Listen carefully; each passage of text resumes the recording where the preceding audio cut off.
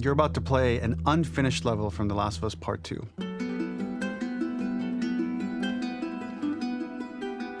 The reason we added this section is there are a few sequences, and we picked the 3 of the best ones, that we cut from the game. Often we build a game that's much bigger than what ends up being the final product. They were months away from being finished, but we wanted to give you an insight of what it's like when we built a game, because often we have this whole thing constructed and it doesn't have final art or audio or dialogue. And here you get to see the building blocks of what it's like when we first string a bunch of these levels together. This is the intro to the first deleted level, and this one is the roughest of the 3. We wanted to show more of how Jackson operates. So this is the festival where Ellie ultimately kisses Dina. This sequence would have come very late in the game as a flashback sequence while you're in the farm with Dina. And we wanted to show what is the rest of Jackson doing, and wanted to put on the stick, make it interactive. So you could see when you're outside, there are all these almost like carnival games that you can play. You could mix drinks, you could play with these kids that are playing a sort of clicker Marco Polo, sit down and listen to conversations. And all the different interactions were first or second pass, very, very early passes. The building blocks are there, but nothing is final. And ultimately, while we were very excited by this sequence, it's pretty fun and lighthearted. It just slowed things too much as we're barreling towards the end of the story at this point. So again, reminder, rough, missing audio, missing animation, missing gameplay tweaks, missing dialogue, but pretty representative of what it would have been. So enjoy.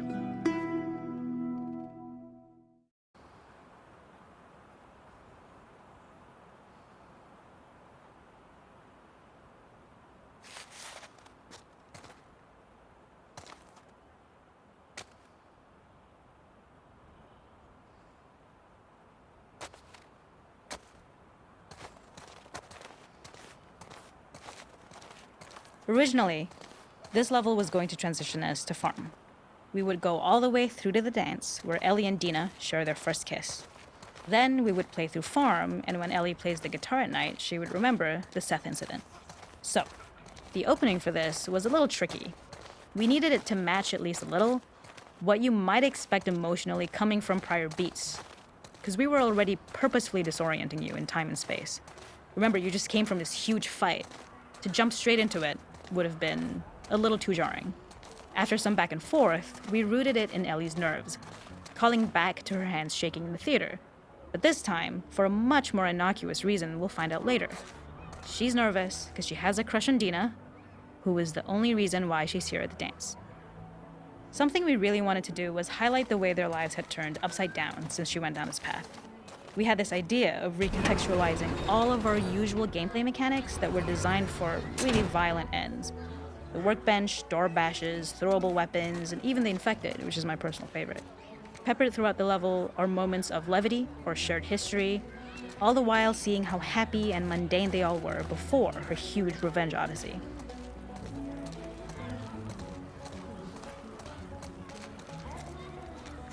We use our workbench a lot to make a lot of things that kill and maim and hurt people. Here, we had the silly idea of using the same feel, harkening back to the same animations, using the exact same UI to instead fix a drink.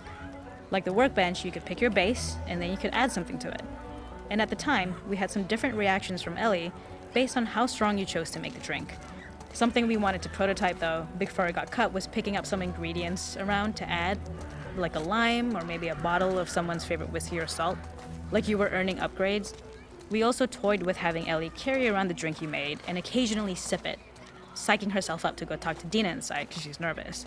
It got too noodly though, because she would need to keep placing it somewhere before she did anything, so it would have ended up more trouble than it was worth. It is not a festival without one of these throwing games. This one, of course, uses our throwable system where you're often chucking explosive things or stunning things, but for a more wholesome purpose, although some people take this game really seriously. A fun aspect of this is if you did well, you could win a toy here. Ellie would place it in her pocket. If you had done this, you'd find the toy with JJ, the baby, later back at the farm. When we cut this, the toy made it through anyway because it was so cute. It is the same one you see on the tractor at the farm. Ollie the elephant.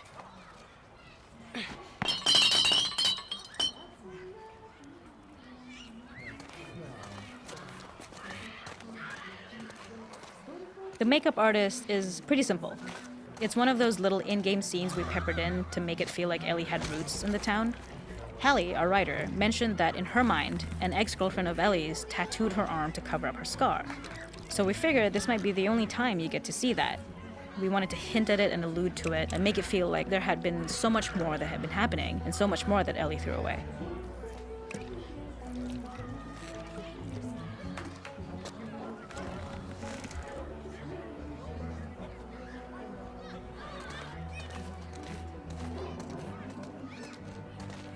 This is one of my favorite sections because I think that it achieves both the slice of life aspect of Jackson while also being a stark reminder of how dark the world that they live in really, really is.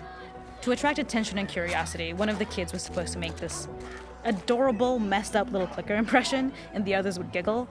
We tried a version where if you got close enough, the kid might try to follow you a little before turning back. Since clickers are blind and move by echolocation, for this game of messed up tag, Ellie must close her eyes and listen for when the children give themselves away. The thought was that these kids are in relative safety. They still grow up with the dangers of clickers and runners, and all those lessons would embed themselves in the games that they play.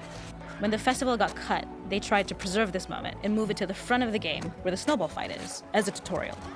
However, being in the headspace of a clicker doesn't really teach you how to deal with them.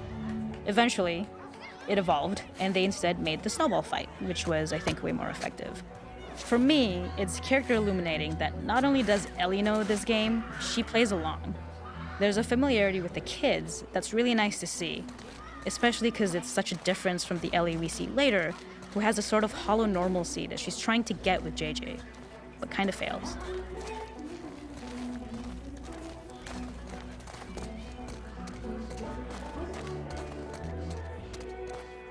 There's a hidden spot at the back that was just a bit of fun. It was highlighting Jackson's normalcy with something we would find in a real world. In the back, you would find teenagers finding some alone time with each other in a dark corner of a party. It was rewarding the player for peeking into a hidden corner, but ultimately redirecting them back to the festival. We also had versions of them smoking weed here, despite Maria's consternation, probably having gotten it from Eugene.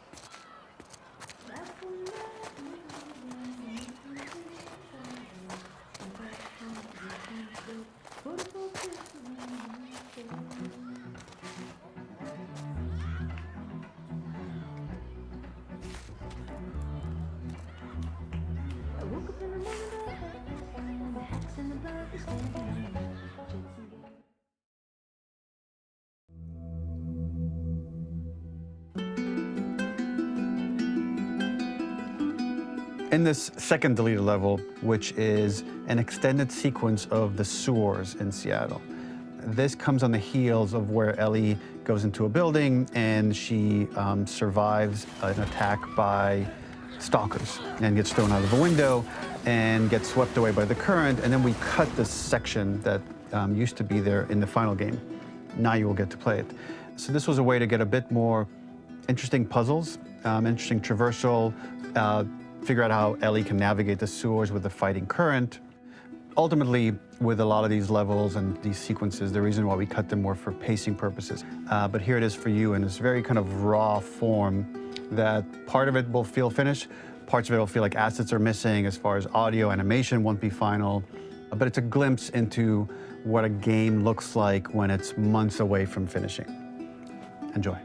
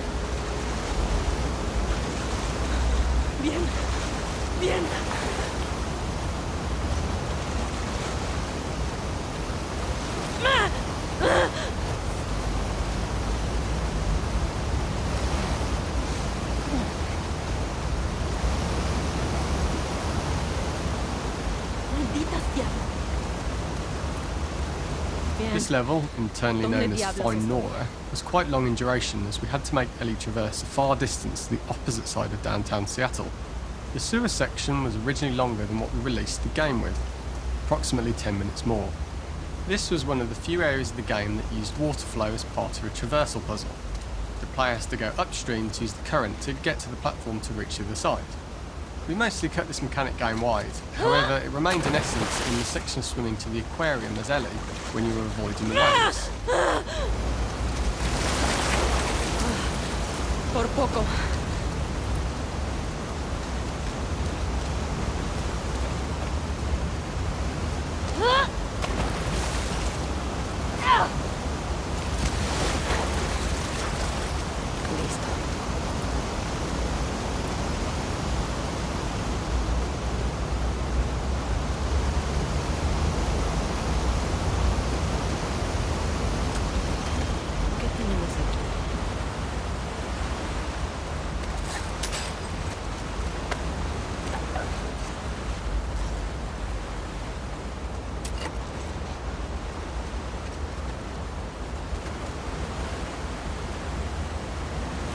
When players reach the doorway and enter into the room, they are faced with a dead end.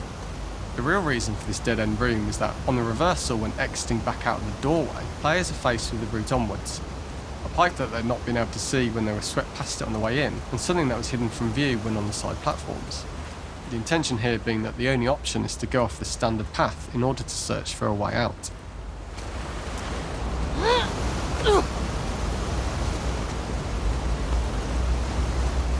Sáquenme de este maldito lugar. Throughout the rest of the level, we also used light to indicate to the player that they were heading in the right direction. At each turn, however, we blocked the direct route forward. Players would know that they just have to keep finding alternative paths, promoting those feelings of being desperate and trapped. We slowly introduced the player to consider climbing into smaller pipes and crouching in these tight spaces. This is to slowly build up to, and encourage, the player to climb into such a small pipe that they'd have to be crawling on their stomach, Arriba y which is something that the player previously may not Solo sigue recognise as subiendo a y sale. playable space, let alone the desired route they need to take. We added a tiny space just to reward the player's exploration with a pickup item, and we made sure it was something that made sense that you'd find in this area. A canister and all the garbage that had been washed into the sewers from the surface.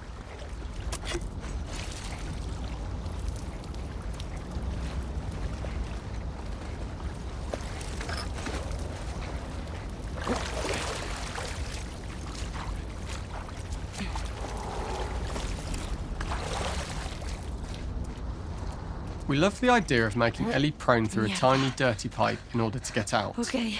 as it was a great opportunity to use our prone mechanic. A unique camera setup was created to support crawling in these pipes, as the standard prone camera is much higher above the player. We also created custom collision in order for Ellie to manoeuvre in these tight spaces easily. Initially, the oblong collision capsule around her character caused issues crawling around corners. We put extra effort into the custom corner collision so the movement experience is as smooth as the main game.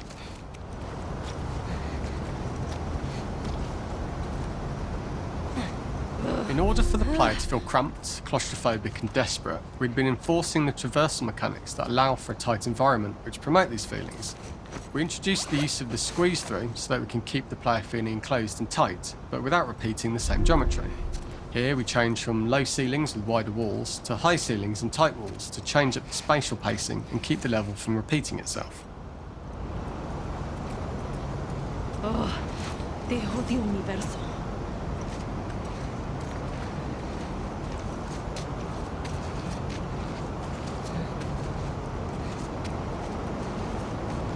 Este sería un lugar de mierda para morir.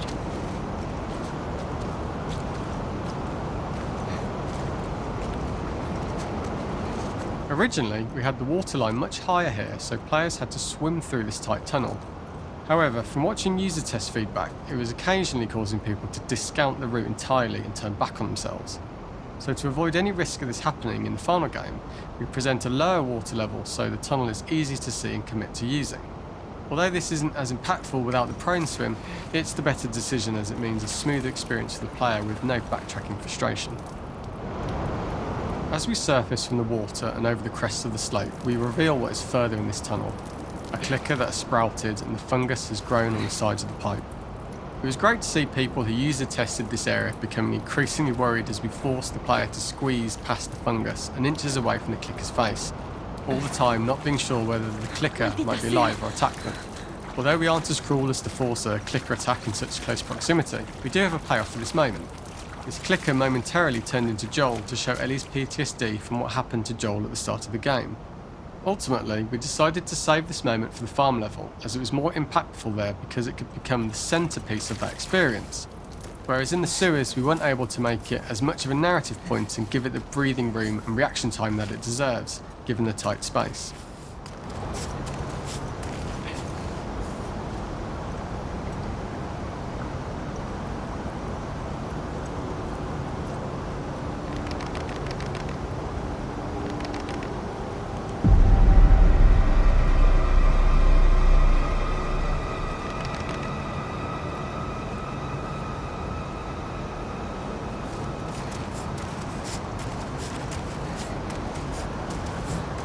¡Mierda! ¡Ah!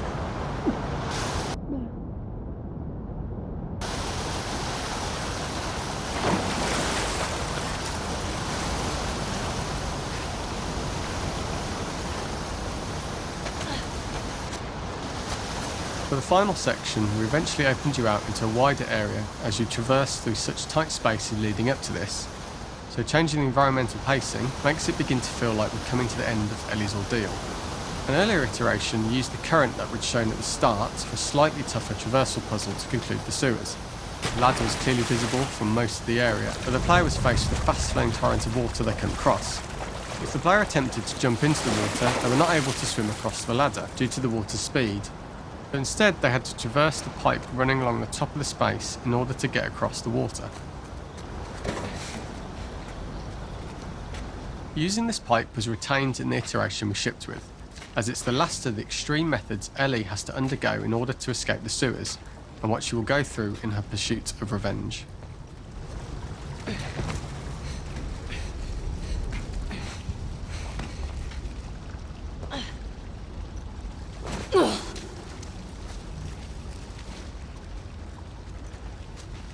The last ladder climb is quite lengthy, and although we could have trimmed it down to a shorter climb, we liked how this last segment of the journey built anticipation for whether there was success at the top or not after all you've been through. Ultimately, the ladder exits out into the subway station, which is how it connects in the final game. Ellie then has to find her way to the hospital from here, crossing paths with the scars for the first time.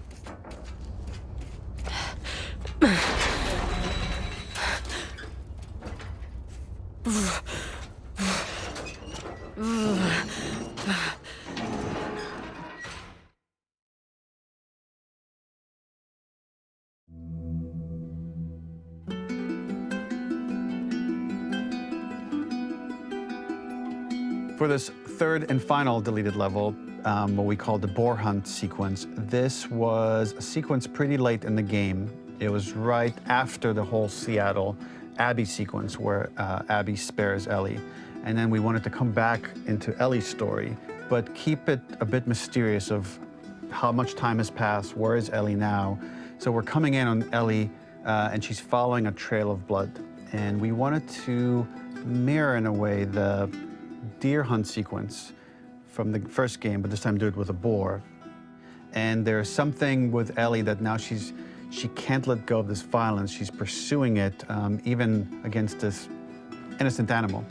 This was another opportunity to show how the violence that Ellie has experienced, the violence that she witnessed being afflicted onto Joel, is still sticking with her, and she's still experiencing these PTSD moments. This was a sequence that was pretty far along and was cut pretty late in production. Parts of it are still really rough, but the gameplay, the building blocks were all there. I think you'll have fun to see, like, again, a rough, unfinished sequence that you can play. You can see all the way to the end, and including a cinematic that we end up cutting. And the remnants of the sequence ended up being mentioned in Ellie's journal. So this part of the story that we developed still made its way into the game as kind of optional stuff that you could read about, but here you get to experience it. So as a reminder, this is pretty rough. months away from being finished, but you get to see it now.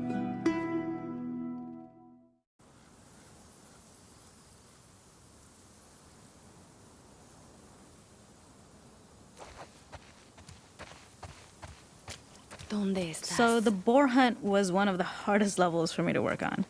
It was a huge challenge with the systems that we had, and we kept trying, but it never felt quite right. Originally, the level happened after the Jackson Festival, which also got cut, but before Farm. Once the festival got cut, it became the prologue to Farm. The intended experience is that we jump forward in time after the fight with Abby in the theater. We don't know where Dina is, we likely assume she's dead because she was just bleeding out. Ellie is alone, her hair is short, so maybe this is the future or the present. And she's hunting. Hunting who? Abby still? In early iterations of the fight, it was more arena-like. The player slowly whittles down the boar's health. Ellie gets more visceral and more vicious. We get a little worried about her. As the boar gets weaker, more panicked, more feral, and we start feeling sympathetic to the boar was the hope. In all of these iterations, especially of these wider areas, it required custom AI and scripting to make sure it continued to feel organic as an animal, but we really needed it to do specific stuff. It needed to be able to close distances really, really quickly. It needed to charge to attack, but we wanted the feeling of hunting, so we needed to track it down from afar. And we also needed to discourage the player from attacking the boar when it's that close, or it would kind of turn into this melee kerfuffle. How do we do this in our world while keeping the boar believable? We must have gone through 5 or 6 iterations of the boar fight and all, and every single time it changed pretty drastically. We split it into clear phases, where one was like all long range. We tried another where you're getting close and you get the jump on it quite literally. You're jumping off of a rock to attack it. And then finally, we tried a bunch where you almost sort of go around a bunch of trailers and try and wrestle it. We uncovered after some time that taking down a boar over several phases felt very laborious and a little dramatic. It was comically long, it felt too boss-like, a little too gamey. We decided to cut the first few phases, and we opted for a cold open after the boar had already been hurt off screen. So that allowed us to focus on feeling like we're closing in on prey and to introduce the boar when it was at its most dangerous. Already hurt, already feral, much too close for comfort. And so the thinking was it would bring us more into Ellie's mindset. Is this really hunting for food, or is she hunting for some other reason? The gas station was built to highlight the boar's destructiveness. Since it's cramped, the boar feels larger.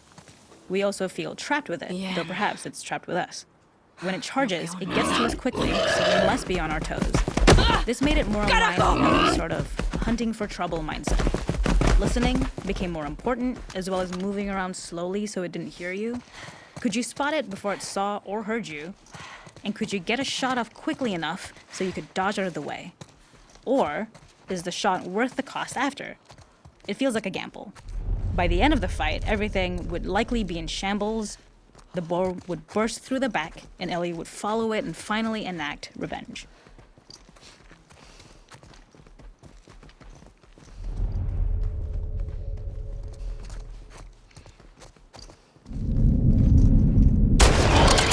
Te tengo.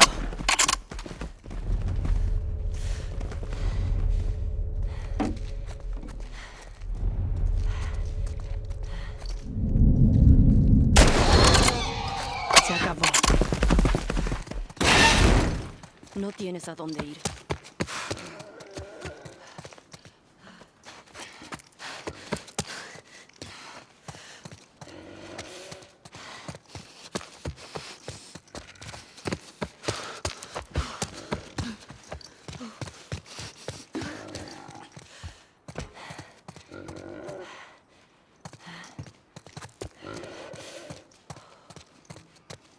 The boar kill was supposed to be anything but glorious.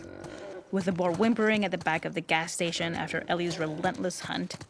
After this, hearing the drone that we kind of come to associate with Ellie's trauma, we would hard cut to the stream where she's washing her hands and holding rabbits that she hunted, about to return to Dina. And there would be no mention of the boar.